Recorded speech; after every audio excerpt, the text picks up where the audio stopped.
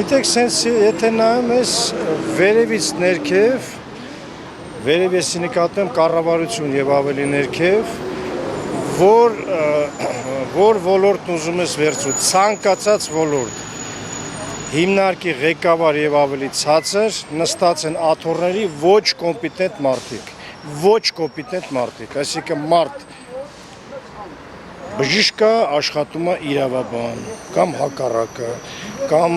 ինձանից լավ գիտեք երևի։ Բոլոր աթոռներին նստած են ոչ կոմպետենտ մարդիկ, եթե ասես աշխատող չունենք մենք, կադր չունենք, ոչ, ունենք։ Նայում են երևիս ընդդիմադիրը կամ դիմադ, բայց դա կապ չունի, այն էլ այսօր նման ձևի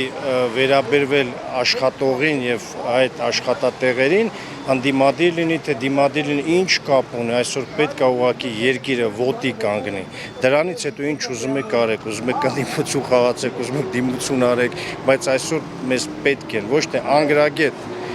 ոչ կոմպետենտ մարդուն նստացեք աթոռին, ասեք նա էլ չիմանա ինչի համար է այդ աթոռը տրված։ Դրա համար երկիրը այս վիճակի է։